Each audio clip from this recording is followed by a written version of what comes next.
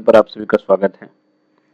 Maths के 2020 question series में आज हम लोग फोर्थ पार्ट लेकर के आए हैं और मैथ्स के 20 इंपॉर्टेंट क्वेश्चंस को देखेंगे। तो देखेंगे फर्स्ट क्वेश्चन क्या कहता है। कहता है एक मेज को 400 रुपए के स्थान पर 350 रुपए में बेचने से हानि प्रतिशत में 5% की वृद्धि होती है, तो मेज का लागत मूल्य क्या है। Means by selling a table for ₹350 instead of ₹400, loss percent increases by 5%, the cost price of the table is.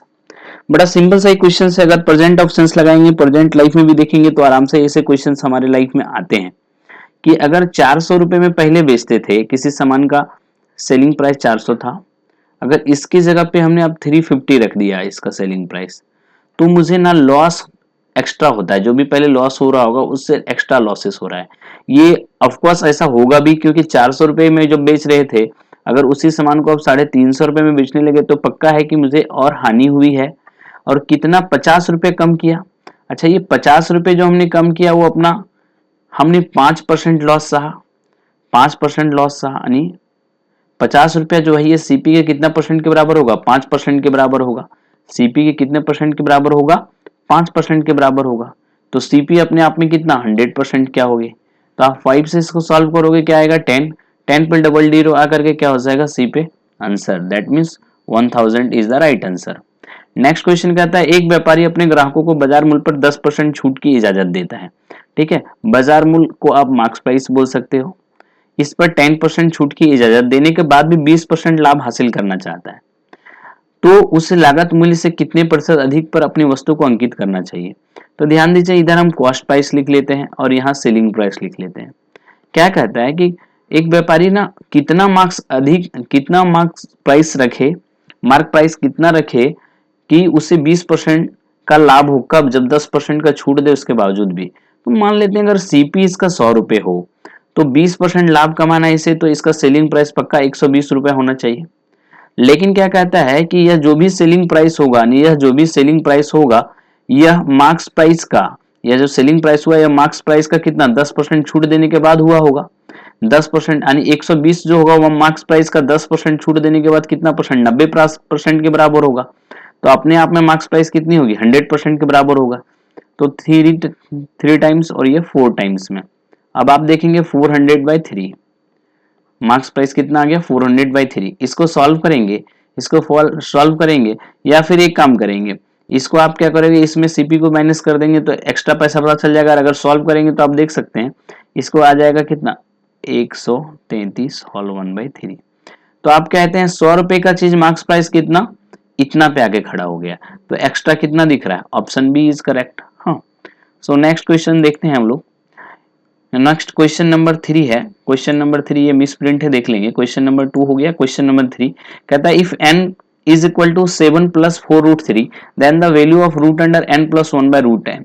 देखेंगे ये सब ऐसे क्वेश्चंस में कितना कंफ्यूजिंग होता है लोगों को। देखिए क्वेश्चन नंबर 3 में हम लोग देखेंगे क्या कहते हैं, अगर हम कोई भी टर्म को नीचे रूट अंडर में लिख रहे हैं, जैसे हम 16 लिखें तो ये क्या 4 का स्क्वायर है। अगर हमने 25 लिखा तो ये किसका स्क्वायर है, 5 का स्क्वायर है। तो ये वाली टर्म अगर रूट अंडर में जाएगी, n के जगह पे अपना जाएगी, तो ये पक्का किसी ना किसी का स्क्वायर है। ऐसे क्वेश्चन में आप हमेशा देखेंगे। ठीक है, तो रूट अंडर 7 + 4√3 यही सॉल्व करना है। तो इसको सॉल्व कैसे करेंगे, आप ये देखो ये किसका स्क्वायर है, ये कैसे समझ में आएगा। तो आप इसको देखो कि यहाँ प्लस में, यानी ए, अगर ये दोनों प्लस में है इस तरह के टर्म, तो a + b का होल स्क्वायर होगा, और माइनस में है तो a - b का होल स्क्वायर होगा। तो यहाँ क्या दिख रहा है, प्लस में है। तो ये देखो, तो इसको सॉल्व करेंगे, अगर इसको सॉल्व करेंगे तो आप क्या पाएंगे कि a और b के टर्म में पुट करके, तो देखो अगर हम इसको सॉल्व कर करके देखें तो आपको दिखेगा ये कि 2 +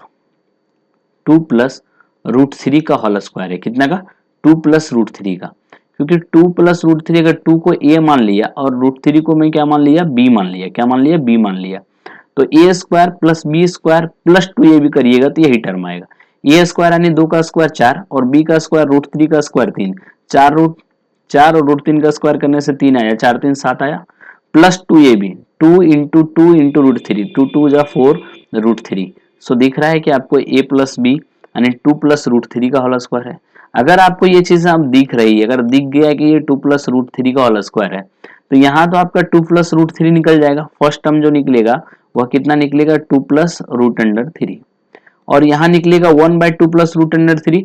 अगर इसको रेशनलाइज करेंगे, अगर इसको रेशनलाइज कर देंगे तो ये वाला पार्ट मेरा 2 प्लस रूट थ्री आने के बाद रेशनलाइज करने के बाद सेकंड पार्ट कितना आ जाएगा, 2 माइनस root three. So minus root three और प्लस रूट थ्री कैंसिल हो जाएगा, तो 2 plus two is equal to कितना होगा, 4। ये वाला टर्म तो आराम से 2 प्लस रूट थ्री आपको समझ में आ जाएगा, तोड़ करके देखिएगा तो। लेकिन ये 2 माइनस रूट थ्री कैसे आया, अगर आप देखना चाहें तो साइड में मैं बता दूं। 1/2 प्लस रूट थ्री आया।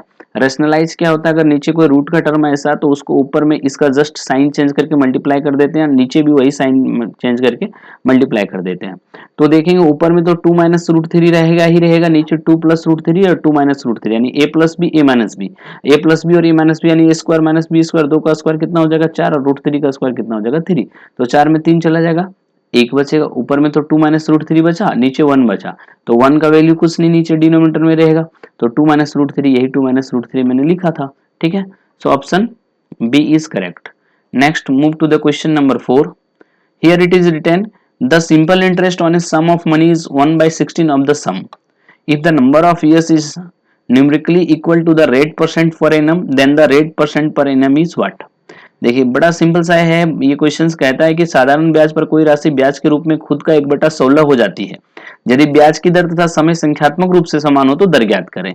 देखेंगे इन क्वेश्चंस को कितने अच्छे से हम लोग बना सकते हैं। क्या कहता है, साधारण ब्याज let P is equal to X. P कितना दिया है, एक्स। तो एसआई दिया हुआ है आपका, एसआई दिया हुआ है 1/16, अपने 1/16 खुद का 1/16 हो जाती है, यानी पी एक्स था तो इसका एस आई 1/16 एक्स हो जाएगा। अगर रेट बराबर टाइम दिया, अगर रेट 5% हो तो टाइम भी 5 ईयर्स है, रेट 4% हो टाइम भी 4 ईयर्स है, यानी रेट और टाइम इक्वल है। ठीक है, तो इस केसेस में आप निकालिए, आपको ब्याज की दर निकालने बोल रहा है। तो आप इसको पहले तो आप प्रोसेस से बना लो, मैं फिर इसको शॉर्ट टेक्निक यानी फॉर्मूला भी बता दूंगा। ठीक है, तो प्रोसेस से बनाओगे तो रेट निकालना है। रेट का फॉर्मूला क्या होता है, S I into 100 by P into T. तो देखेंगे एस आई कितना है मेरे पास 1/16 एक्स। ठीक है, इसको हम सॉल्व करेंगे 100 डिवाइडेड बाय पी। पी कितना है मेरे पास, पी मेरा कितना माना था मैंने एक्स, और टाइम मुझे नहीं पता, टाइम नहीं पता, यहाँ आर निकाल रहे हैं तो टाइम को टी भी लिख सकते हैं आर भी लिख सकते हैं। ये सॉल्व करने के लिए टी के जगह पे आर लिख सकते हैं, क्योंकि अगर बोला है टाइम का न्यूमेरिकल वैल्यू जो है टाइम का रेट से इक्वल है, क्वेश्चंस में बोल रहा है न्यूमेरिकल वैल्यू रेट और टाइम क्या है, इक्वल है। ठीक है, तो इस केसेस में अगर आर के जगह निकालना है तो हम टी को आर से डिनोट कर दिए, तो एक्स और एक्स कैंसिल हो गया, आर इधर मल्टीप्लाई हो जाएगा, देन आप पाएंगे कि R square is equal to अगर स्क्वायर इसको हटा देते हैं तो इसको रूट अंडर ले आएंगे, ऊपर में 100 बचेगा, नीचे में कितना बचेगा 16 बचेगा, बाहर निकल कितना हो जाएगा 10 और ये 4। आप सॉल्व करेंगे, इसको सॉल्व करेंगे तो क्या आएगा 2.5%, 2.5%। So option C is correct.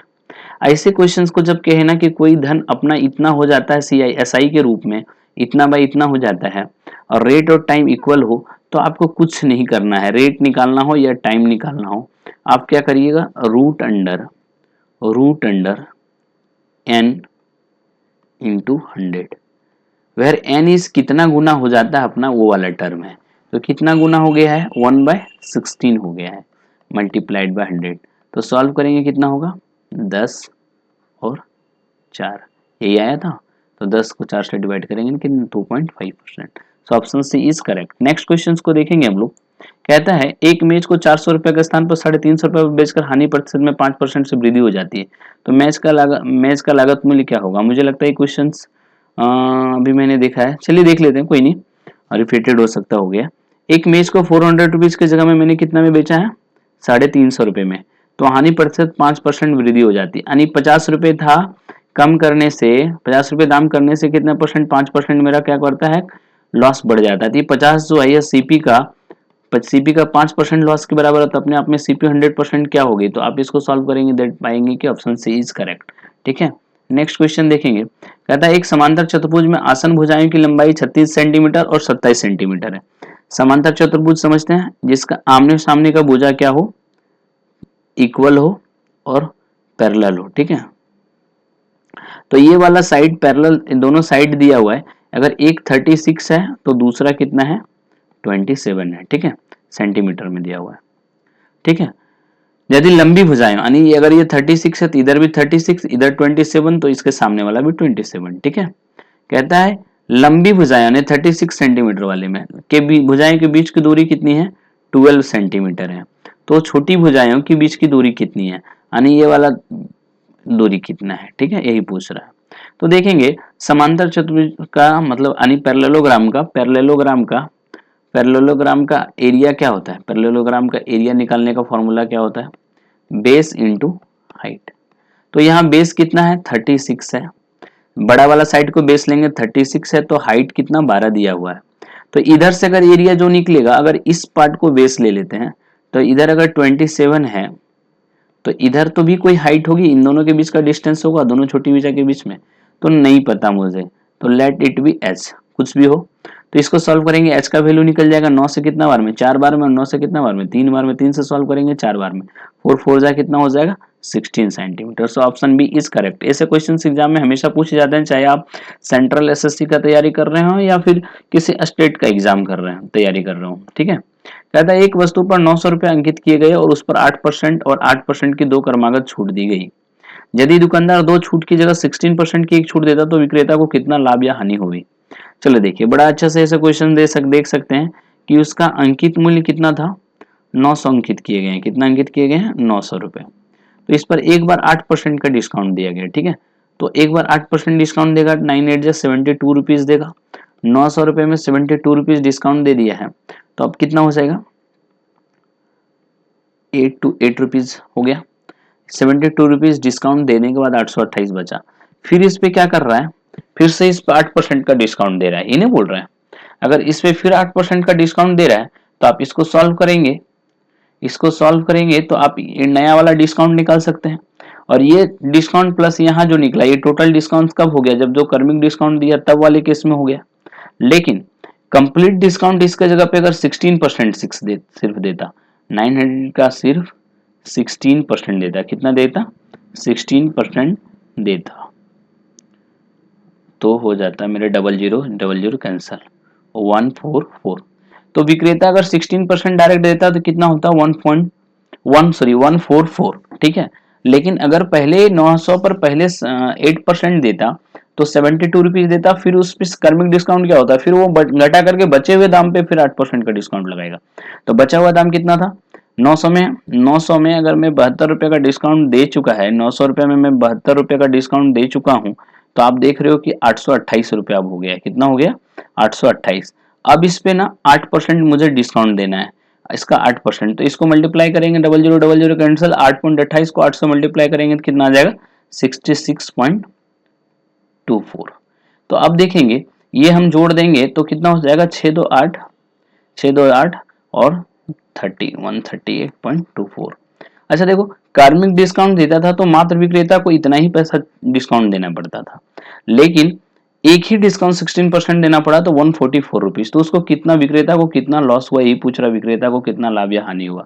तो क्या हुआ देखो, तो हानि हुआ ना, क्योंकि 16% देने के बाद 144 देना पड़ रहा है, और अगर कार्मिक देता था तो सिर्फ इतना ही देना पड़ रहा था। तो कितना लॉ पहले तो देखो ज्ञान हुआ कि लॉस, तो लॉस वाला केस में होगा मेरा आंसर, लॉस वाला केस में होगा तो ये बी होगा या डी होगा। अब देख लो इसको सॉल्व करेंगे जैसे, तो 4 में जब 4 जाएगा तो ये वाला केस में सीधा देखेंगे, ये वाला 144 में इसको माइनस कर देंगे, 144 माइनस, इसको करिए 144 माइनस कर देंगे 138.24, तो आपके पास ये माइनस करने के बाद आ जाएगा 5.76 का लॉस। तो 5.76 ऑप्शन बी इज करेक्ट, ठीक है। नेक्स्ट क्वेश्चन देखते हैं हम लोग। कहता है एक ट्रेपेजियम के समांतर भुजा 2:3 के रेशियो में है और उनकी सबसे कम दूरी 12 सेंटीमीटर है। यदि ट्रेपेजियम का क्षेत्रफल 480 वर्ग सेंटीमीटर है तो समांतर भुजाएं की लंबी भुजा की लंबाई क्या होगी। ट्रेपेजियम,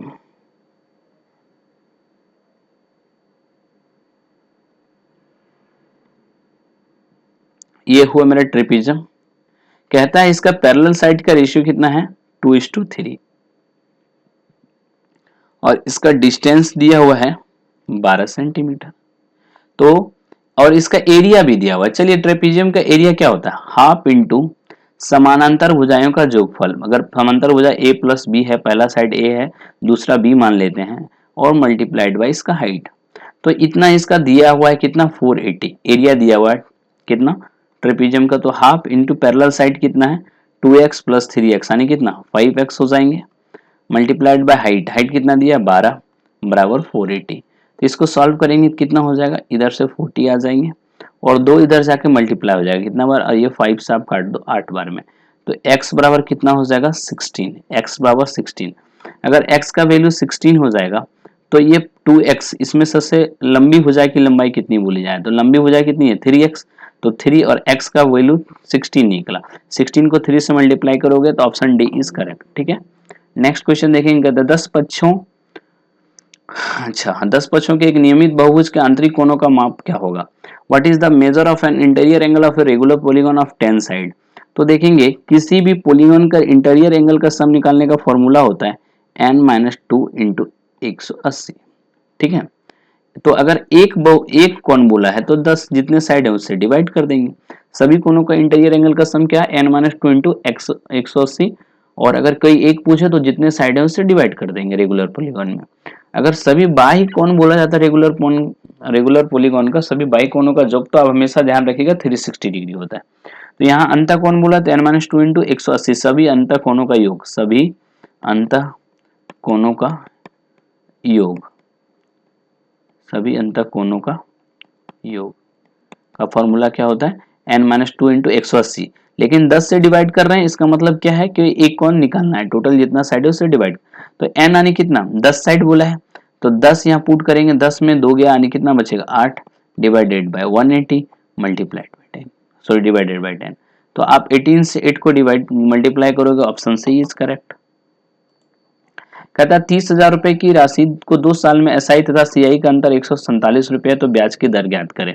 देखेंगे हम इससे पहले भी इस तरह के क्वेश्चंस आप लोगों के बीच में डिस्कस किए हैं कि अगर एसआई और सीआई का 2 साल का डिफरेंस का क्वेश्चन रहे, 2 साल का एसआई और सीआई का डिफरेंस का क्वेश्चन रहे, और अगर आपके पास प्रिंसिपल पूछा है, डिफरेंस पूछा है, रेट पूछा है, तो एक फॉर्मूला याद रखना कि प्रिंसिपल बराबर होता है डिफरेंस इंटू 100 का square divided by R square. कब, जब 2 साल में एसआई और सीआई का डिफरेंस से रिलेटेड क्वेश्चन रहे। तो आपको क्या बोला है, यहाँ पी दे दिया है कितना 30,000, तो 30,000 पी लिख लो। डिफरेंस कितना दिया हुआ है 147, ये भी लिख लो। और 100 का स्क्वायर दैट मीन्स 100 इंटू 100, ये भी लिख लो। और आर आपसे नहीं दिया गया है, यही पूछता है दर ज्ञात कीजिए, तो हम यहाँ आर स्क्वायर लिख सकते हैं। ठीक है, आप इसको सॉल्व करेंगे, देखेंगे 4 जीरो और ये 2 जीरो और 2 जीरो 4 जीरो कैंसिल हो गए। तो आप इसको सॉल्व करेंगे तो आप पाएंगे कि, तो आप देख रहे हैं कि यहाँ 147 आर, ये 3 इधर मल्टीप्लाई हो जाएगा यानी आर स्क्वायर बराबर, इसको काट लेंगे कितना होगा 49, आर स्क्वायर बराबर कितना निकल गया 49।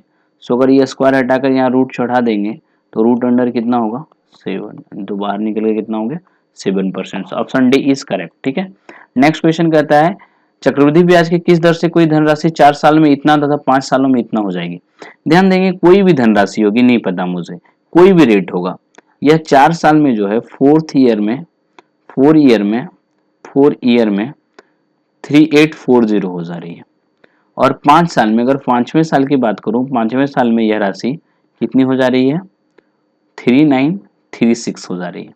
अच्छा ध्यान देना कि हर साल का सीआई जो है, सीआई में क्या होता है, पहला साल अगर 1,000 रुपए और 10% रेट है, अगर 100 रुपया मेरा ब्याज हो गया, तो अगला साल मेरा ना जो फर्स्ट ईयर के बाद में जो मिश्र धन मेरा है, अमाउंट जो है 1100 रुपए, 1100 रुपए, यही 1100 रुपए मेरा प्रिंसिपल बन जाएगा।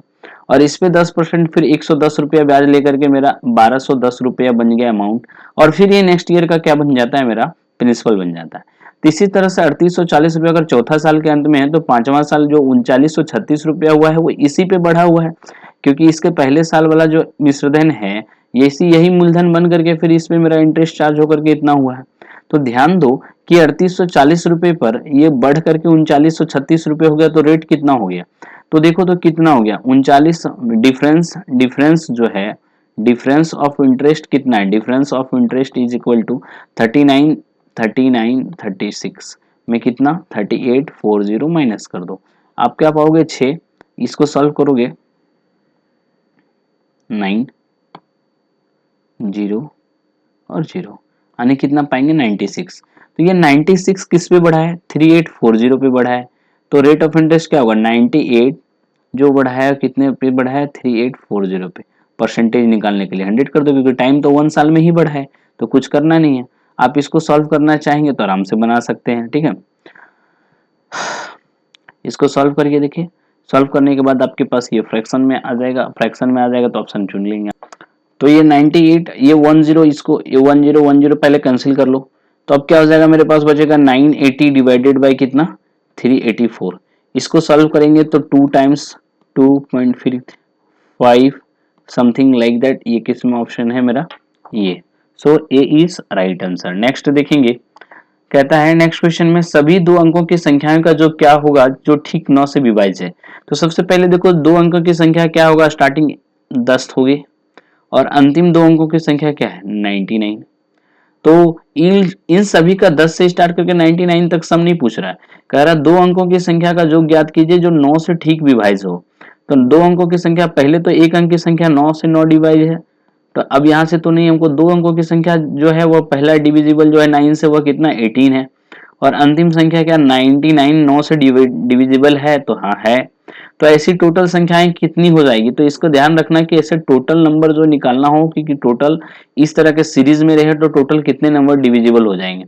तो last divisible number minus first divisible number करना, ठीक है, और इसको कर देना divided by last dividable number divided by 2 divided by जिससे डिविजिबल की बात कर रहा है, जैसे 9, ठीक है, जिससे डिविजिबल की बात करता है। लास्ट डिविजिबल कितना है 99 और प्लस 1, इतना ही संख्या टोटल होगी जो 9 से डिवाइड होगी, ठीक है, या जो भी संख्या से डिविजिबल की बात कर रहा है उस केसेस में यही करना है। तो लास्ट डिविजिबल यहाँ 9 के केस में क्या 99 है, और इससे पहले दो डिजिट का डिविजिबल नंबर्स क्या है 18 है, और इसको डिवाइड करेंगे 9 से और फिर क्या करोगे एक जोड़ लोगे। तो आप इसको सॉल्व करेंगे तो क्या होगा 9 9 81 आ जाएगा, यहाँ 9 9 81 प्लस 1 यानी टोटल कितना 10 डिवीजन। अब क्या कहता है इन सभी दो अंकों की संख्याओं का योग ज्ञात कीजिए। अब सिर्फ यही नहीं पूछा है कि कितना नंबर हैं जो टोटल डिविजिबल 9 से होंगे, कितना सभी दो अंकों वाली संख्या, आपसे ये पूछा है कि इन संख्याओं का सम क्या होगा। तो ऐसे संख्याओं का सम निकालना हो तो मुझे ये n/2 इंटू ए प्लस एल कर लेंगे, ठीक है। n यहाँ टोटल नंबर्स कितना है मेरे पास 10 है 10, और ये पहला नंबर कितना 18, और अंतिम नंबर मेरे पास कितना है, ये इसको प्लस कर लेंगे 18, अंतिम नंबर कितना था मेरे पास 99, ठीक है। तो इसको अगर हम सॉल्व करेंगे, हाँ ये देखेंगे n/2 है यानी n 10 नंबर था और यहाँ 2 है, क्या है 2 है फॉर्मूला में, तो 2 से सॉल्व करेंगे कितना आएगा 5, और यहाँ 18 प्लस यानी first number plus last number 18 plus 99 करेंगे 117, 117 को 5 से मल्टीप्लाई करेंगे तो कितना हो जाएगा 585। So option B is correct. Next question देखेंगे, कहता है एक वस्तु को 300 रुपए में पर 20% के लाभ पर बेचा गया, यदि इसे 235 रुपए पर बेचा जाता तो हानि प्रतिशत क्या है। देखेंगे सेलिंग प्राइस जब 300 थी तो प्रॉफिट परसेंटेज कितना था 20%। तो कहता है अगर नया सेलिंग प्राइस हम इसको 235 रखें तो लॉस परसेंटेज क्या होगा, बड़े आसान से बना सकते, पहले सीपी निकाल लो। सीपी क्या है, अगर कॉस्ट प्राइस 300 रुपए दिया हुआ है और परसेंटेज प्रॉफिट 20%, यानी 300 जो है यह अपने आप का सीपी का 100% तो है ही, 20% इस पर लाभ भी हुआ है, यानी ये 300 जो 120% के बराबर है, तो सीपी अपने आप में 100% क्या होगा 1010 कैंसिल कर दो आप, इसको सॉल्व करोगे तो 12 से 2 बार में 24 और 6 12 25 60 यानी 250 होगा। देखो क्या होगा 250। अब 250 रुपये उसका सीपी निकल गया और आप बेचना कितने में चाहते हो 235 रुपए में। हाँ कहता है एक वस्तु को 300 रुपए बेचने पर 20% का लाभ होता है, ठीक है, तो यदि इसे 235 रुपए में ही बेचा जाए तो हानि प्रतिशत क्या होगी। तो आप तो देख लो भैया कि 300 रुपए में बेच रहा था 20% लाभ हो रहा था, तो इसकी सीपी कितनी हो रही है 250 हो रही है, कितनी हो रही है 250 हो रही है। अगर सीपी 250 हो रही है और आप इसको 235 में बेच रहे हो तो कितने का लॉस हो रहा है 15 रुपए का लॉस हो रहा है। तो लॉस परसेंटेज निकालने के लिए हम लोग क्या करते हैं, लॉस 15 रुपए बराबर सीपी कितना 250 गुना 100, यही करते हैं। तो आप इसको देखेंगे, सॉल्व करेंगे तो 0 और 0 कैंसिल, 5 से कितना बार में, 2 बार में, और 5 से 5 बार में, 5 से कितना बार में, 3 बार में, 3 2 जा 6, यानी कितने परसेंट का लॉस होगा, 6% का लॉस होगा। यदि एक चतुर्भुज के विकर्ण एक दूसरे को द्विभाजित करते हैं और लंबवत हैं तो चतुर्भुज क्या है। देखेंगे, बड़ा ही इंटरेस्टिंग फैक्ट है। ऐसा कब होता है, ऐसा कब होता है आपको पता है। ऐसा सिर्फ और सिर्फ हमारे पास कि दोनों लंबवत होता है और दोनों एक दूसरे को ना समद्विभाजित करती है, मतलब बराबर बराबर भागों में बांटती है। ऐसा सिर्फ और सिर्फ विषम कोण यानी रोम्बस में होता है, रोम्बस में होता है, समचतुर्भुज भी इसे कहते हैं। तो ऐसा कौन सा है, रोम्बस में। ठीक है, ध्यान रखिएगा। इसका एक दूसरे का जो डायगोनल होता है एक दूसरे को 90 डिग्री पे भी काटता है और इक्वल पार्ट में डिवाइड करता है। कहता है नरेंद्र किसी काम को, नरेंद्र किसी, इंग्लिश में देखेंगे missing, Narendra can do a piece of work in 24 days. Narendra किसी काम को कितने दिनों में कर सकता है, 24 डेज में कर सकता है। यदि अमित नरेंद्र से दोगुनी गति से काम करता है तो दोनों मिलकर काम कितने दिनों में कंप्लीट करेगा। तो देखो, तो नरेंद्र इस काम को कितने दिनों में कंप्लीट कर रहा है, 24 डेज में। कहता है अमित जो है, अमित जो है नरेंद्र से दोगुनी गति से काम कर रहा है। तो दोगुनी गति से कर रहा है तो आधा समय लेगा। अगर ये 24 समय लिया था तो अमित कितना समय लेगा, 12 समय लेगा। तो दोनों मिलकर काम कितने दिनों में करेगा, 24 दिन में नरेंद्र तो ये अमित 12 दिन में, दोनों का एलसीएम ले लेंगे, कितना होगा, 48 होगा। कितना होगा, 48। तो जो एलसीएम होगा वही टोटल वर्क होगा। तो डिवाइड करेंगे, नरेंद्र का एक दिन का काम कितना निकलेगा 2, और अमित का एक दिन का काम कितना निकलेगा 4। तो देखेंगे नरेंद्र और अमित दोनों मिलकर के एक दिन में 6 काम कर ले रहा है, तो पूरा काम करने में कितना समय लगेगा, 8 days. So option A is correct. एक आदमी एक दूरी का 9/20 को बस से तय करती है तथा बची हुई दूरी पैदल, तो उसकी टोटल यात्रा कितनी है। देखेंगे, कहता है ए मैन कवर्स 9/20 बाय बस इन द रिमेनिंग 10 किलोमीटर। बस से तय करता तथा बची हुई दूरी 10 किलोमीटर। बची हुई दूरी कितनी, 10 किलोमीटर। बची हुई दूरी 10 किलोमीटर को पैदल तय करती है तो टोटल यात्रा कितनी है। मान लेते हैं उसकी टोटल डिस्टेंस x थी, तो 9/20 चल लिया है। कितना चल लिया है, 9/20 चल लिया है। तो x माइनस एक्स का 9/20 चल लिया है, यही ना है।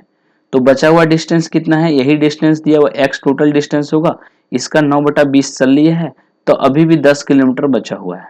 ठीक है, तो इसको सॉल्व करेंगे आपके पास तो कितना आ जाएगा, 20x में 9x चला जाएगा, यानी 11x/20, हाँ बराबर 10।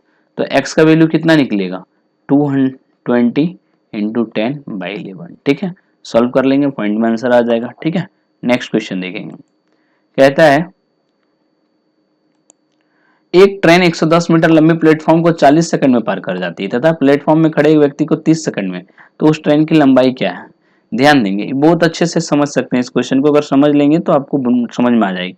जब ट्रेन किसी प्लेटफॉर्म को या किसी दूसरे ट्रेन को या किसी ऐसे चीज को पार करती है या ब्रिज को, सुरंग को, जिसकी लंबाई ट्रेन की तुलना में कुछ है, तो ट्रेन उस समय अपनी लंबाई प्लस उस चीज की लंबाई पार करती है। लेकिन जब ट्रेन किसी इलेक्ट्रिसिटी पोल को पार करती है, किसी पेड़ को पार करती है, ट्रेन पे खड़े किसी व्यक्ति को पार करती है, उस समय ट्रेन खुद की लंबाई पार करती है। तो कहता है 110 मीटर लंबी प्लेटफॉर्म को 40 सेकंड में पार कर जाती है। 110 मीटर लंबे प्लेटफॉर्म को पार करती है 40 सेकंड में, लेकिन प्लेटफॉर्म पर खड़े व्यक्ति को सिर्फ 30 सेकंड में पार कर जाती है।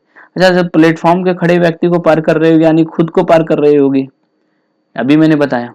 और जब 110 मीटर लंबे प्लेटफॉर्म को कर रही है तो 40 सेकंड ले रही है, लेकिन जब खुद को पार कर रही है तो सिर्फ 30 सेकंड ले रही। तो एक्स्ट्रा जो 10 सेकंड ले रही है वो 110 मीटर लंबे प्लेटफॉर्म के लिए ले रही है, यानी 110 मीटर लंबे प्लेटफॉर्म के लिए 10 सेकंड ले रही है, तो इसका 11 मीटर पर सेकंड स्पीड हो गया। अगर 11 मीटर पर सेकंड स्पीड हो गया तो जब 30 सेकंड चली थी इस व्यक्ति को पार करने में, तो सिर्फ खुद की लंबाई चली थी, तो डिस्टेंस बराबर स्पीड इंटू टाइम।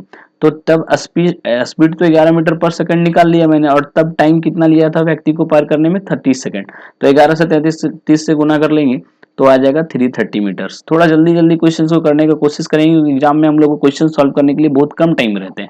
और हम लोग जब एग्जाम क्वालिफाई किए थे, हम लोग जब एसएससी को निकाले थे, तब क्या होता था, क्वेश्चंस के लेवल थोड़े इजी होते थे। अब तो क्वेश्चंस के लेवल भी थोड़े से अप होने लगे हैं, तो इसलिए स्पीड आपको मेंटेन करके रखना पड़ेगा ताकि टफ क्वेश्चंस में आप अपने समय दे सके। अभी हम लोग इस तरह के क्वेश्चंस देख रहे हैं, आगे बढ़ने के बाद क्वेश्चंस के लेवल को और भी बढ़ाएंगे और हम लोग चैप्टर वाइज सीरीज को भी लेकर के आएंगे।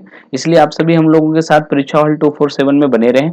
आप लोगों को नियमित तौर पर ना अच्छे कंटेंट प्रोवाइड किए जाएंगे, ठीक है।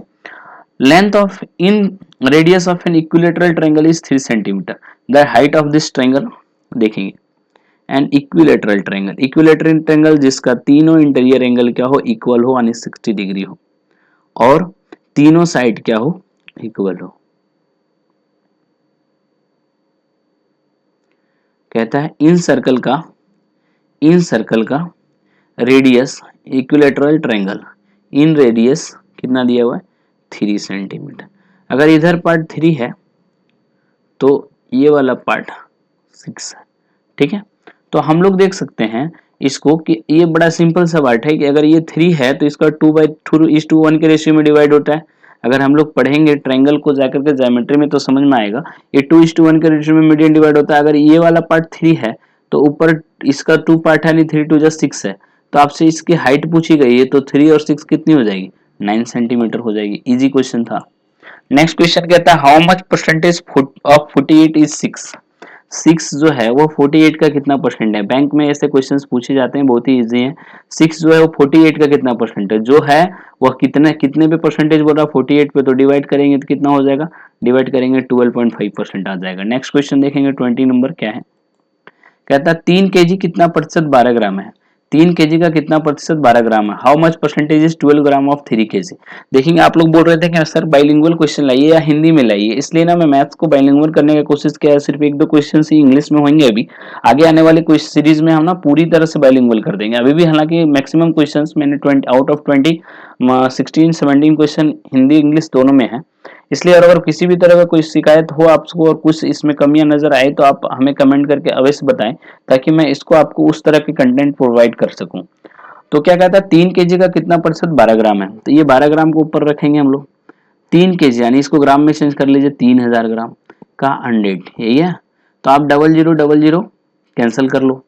अब 0000 कैंसिल कर लिया, आप ये कटेगा नहीं, डिवाइड होगा नहीं, तो आप क्या करो, एक जीरो बैठाओ, फिर पॉइंट लगाओ, सॉल्व करोगे 4 0.4, option A is correct. Thanks for watching परीक्षा हॉल 247।